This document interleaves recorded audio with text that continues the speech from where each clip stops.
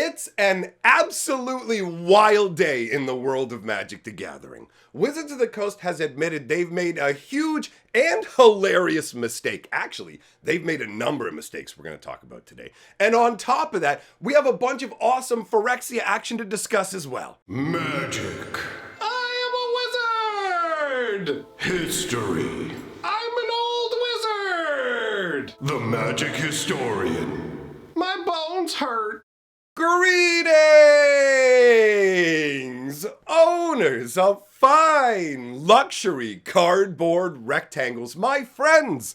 I hope the day finds you well because we have gathered for a hilarious installment of Mega Magic News. Wizards has messed up in an absolutely hilarious way. Now that is the biggest, juiciest thing we have to talk about. So we're going to save that for the end because it's a sweet dessert to top off this huge train of craziness that we're going to be riding down the rails on. So let's start out talking about some Phyrexian craziness. I'm going to put some images up on the screen here, and we're dealing with a situation where we have Phyrexian typos. This is a first in Magic the Gathering, and it appears that when it comes to these Magic cards, they may not just be copy and pasting the text from card to card, they may actually be typing it in and sending it through a translator. What you end up with is this situation where you can see, obviously, if you're not really familiar with Phyrexian, you might need to squint a little, but there is a difference between these two. There's an extra little squiggle line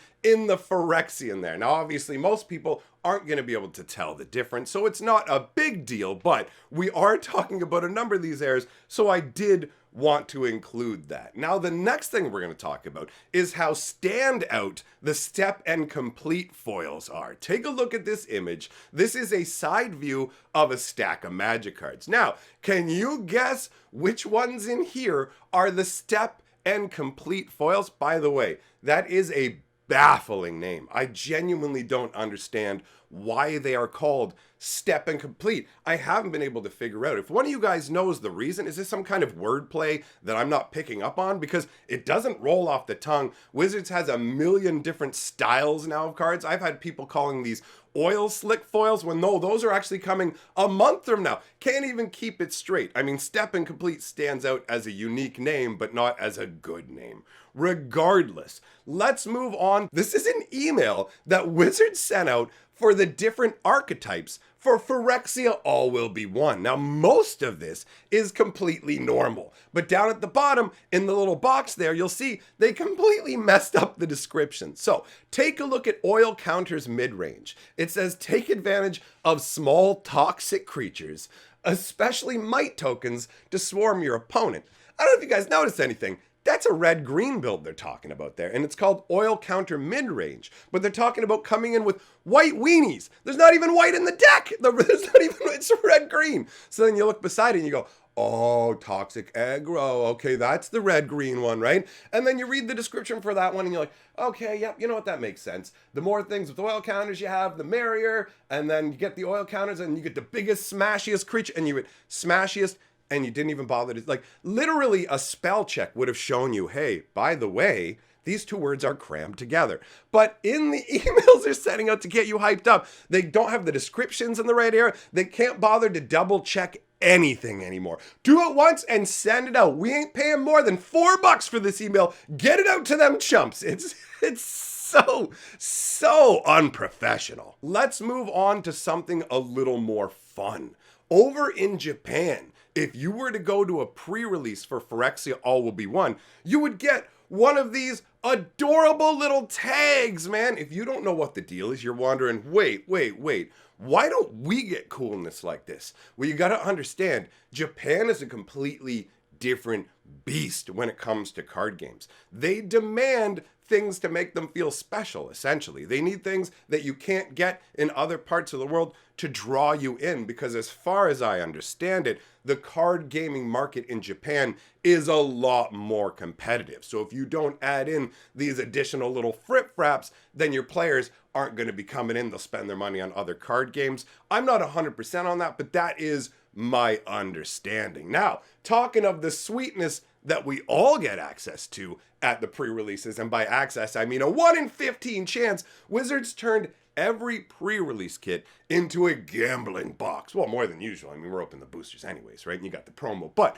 now the dice are also randomized, where 1 out of 15 is a phyrexianized die. So it's in white and red, Elish Norton's colors, and they're done in Phyrexian text, right? So these have been massively desirable. The price tag that these are commanding, 20, 30, 40. I've heard of people trying to get 60 to 100 for it. I have no idea if anybody's biting at that price. Obviously, you get the same sort of like, I want it mentality. And if you think about it, a pre-release that has 45 people coming out to it is going to have 3 of these dice available. So Wizards of the Coast, honestly, so surprisingly here, made a good choice from the perspective of their own bank accounts. It's making people want these more. But from the perspective of the players, it kind of feels bad to not be able to get these dice, right? They do feel pretty elusive. So depending on how you feel like that, if you're a dice chaser, then that's going to be a big problem for you, right? I like to collect all this stuff up. So for me,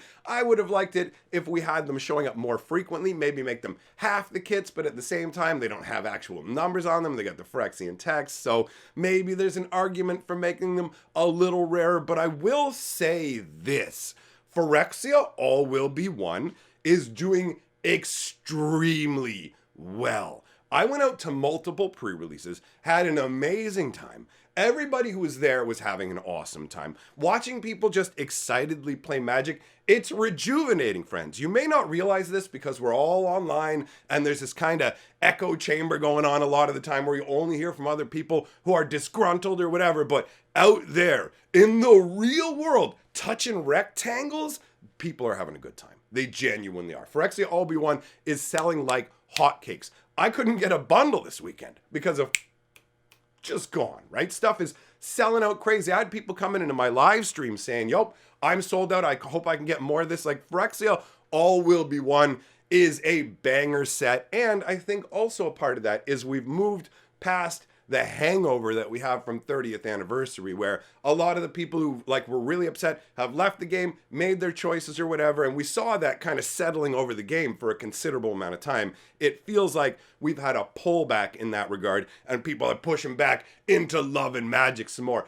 And it is great to see, because at the end of the day, it's fine to be frustrated about Wizards and what they're doing, right? Don't like the company, don't like what they're doing, but enjoying the game is pretty necessary to being a Magic player. Otherwise, what's the point? So it's awesome to see so many people having an awesome time with the game, right?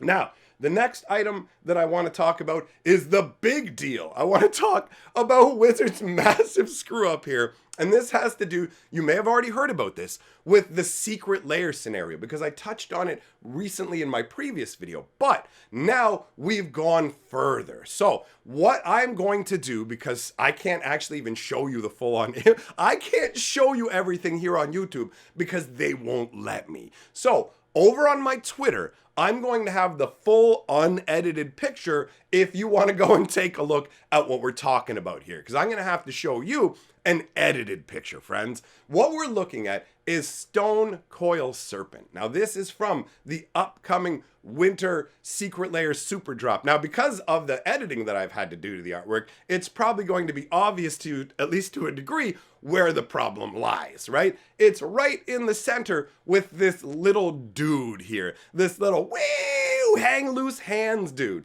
So if you could actually see this guy in his entirety, you would find out that his artwork is absolutely crazy, all right? There are multiple aspects. First things first, this guy ain't got nothing on. He is wearing nothing, right? And you think to yourself, okay, well, he's wearing nothing. What does that mean? It means, in sports term, this guy brought his baseball bat and his ball bag. They're out on the field and he's ready to play the game. You feel me? That's just the first aspect. Actually, that's the aspect that caught me. But there's another aspect as well. This dude is getting basically cornholed by a stalagmite, which is the spiky one that comes up from the ground, not the one that hangs from the ceiling. This stuff I only ever remember in D&D. Anyways, this guy has essentially been impaled on a gigantic spike that goes all the way up from the bottom of his body through the entry hole, all the way out through the entry hole at the top of the body, the mouth, right?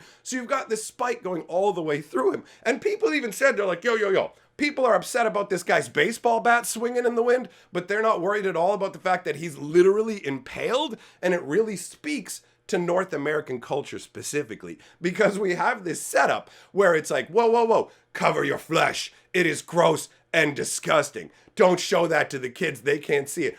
But if you want to see like people getting mowed down like their lives don't matter, well, as long as there's not a crazy spray going on, as long as you don't have that red flying all over the screen, then it's perfectly acceptable. So like, there's this weird thing in North American society where the human body is gross and needs to be covered at all costs, but at the same time, just wiping people out, slaughtering them, all that stuff is perfectly fine for children to see. Like, I don't know exactly how we ended up in this scenario, but it's very much rooted in our culture. So you have this artwork on the stone coil serpent, right? Wizards of the Coast puts it out there. They have it on the winter super drop, and you look at it and you go, honestly, ask yourself something. When you look at this artwork, do you think there's any way that you could miss this little dude on the art? Doesn't he actually kind of feel like the centerpiece to the art? Really? Like your eye is kind of meant to be drawn to him? And then they go ahead and they go, here's the new artwork, and they just remove the guy, and they put out a statement just saying,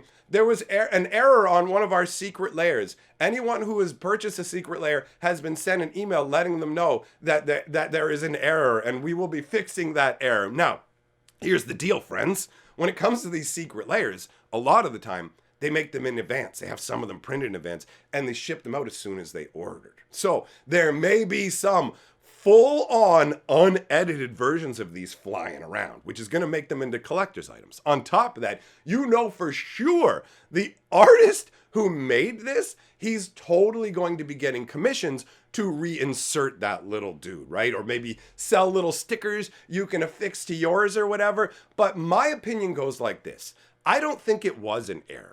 I think that it's a secret layer, and they just decided, you know what? Why don't we try and push the envelope a little more, right? We've seen Oko artwork where basically, like for real, his pants are just above the baseball gear level, like just above it. So maybe they just went, hey, you know what? Why don't we put it out there? We've been getting crazier with our secret layers, doing all kinds of stuff. Let's just roll it out there. So they put the images out, wait to see what happens. And sure enough, a bunch of people start coming out and going, that dude, what is this? Is this a magic card with this on it? No, this ain't okay. So the ball starts rolling, and it took maybe 2 days tops before Wizards of the Coast is coming, running out and going, hey, so there just happened to be an error on a very blatant piece of artwork that we could all see. So you have one of two scenarios, right? You either have that they went ahead with it and now they're just trying to pull it back, or they were completely asleep at the wheel. And I don't know. I mean, there are some people who can't be asleep at the wheel. When it comes to the art director, like if you don't know how Magic the Gathering art works, because some people like, what if you just slid it in there? Let me explain to you using a previous card. There's a card, Galia. She is like the leader of the Satyrs. She's a crazy party. Woo, get out your bananas, let's drink, right? So the artwork for her was created, right, by Johannes Voss. He sends that over onto Wizards of the Coast. They look it over, and then they give feedback. So what happens is you submit sketches and things like that before the finalized version, and Wizards of the Coast will come back and say, and literally they did with Galia, they said, cover her belly button. Like when it comes to this stuff, especially with women, Wizards have been very much over the years, cover them up. So they literally told him, add more garments to her. You can see too much of her midriff, right? And I'm supposed to believe that this is not that, like, we didn't notice it was an error, right? So the art director had to have been sent this sketch. There's no question about that. They had to have been sent the sketch, approved the sketch, then gotten back the finalized version and approved that. The question remains whether the art director was actually like, is there maybe a little bit of dissatisfaction at the company where they're going, you know what? I'm just going to hose the company and put this out there anyways, because they can't keep up with everything, right? The number of errors and mistakes they're making is absolutely astounding. It seems like across the board in every way possible. So it is theoretically possible that the art director was just like, hey, you know what? I'm going to send a message. I'm just going to get this out here and we'll see what happens. But I suspect that most likely Wizards of the Coast was just trying to see if they could get away with selling something like this, or if it was going to cause like a big hubbub. And clearly, I mean, from the reaction online, there are people who weren't even involved in Magic the Gathering pointing it out. At first, when they said it too, that's how I found out about it. I went, wait, what's going on? And I went and looked, and I'm like, it's probably something like the Jade Monolith situation, where it just looks, and then I saw it, and I'm like, no, wow, okay, straight. This is like straight up, wow. Wizards of the Coast has become way more permissive, and things are getting better. And then two days later, like, this was an error. How was it an error? Really? An error in judgment? An error in, like, looking at the market or whatever? But there's literally no statement of what the error is. Normally, when there's a mistake, they'll say, hey, we've got these two cards. One's printed at Mythic, one's printed at regular rare. That's, oops, or yeah, that's supposed to be on purpose. We'll let you know if it happens, whatever. But with this, they're just like, there's an error with the secret layer card. We don't want you to go and look at what we've done. It's absolutely hilarious. So, that wraps up the news for the day. I hope you enjoyed it, my friends. Big shout out to all my patrons for supporting this channel. Again, if you want to see the full image, it's over on my Twitter.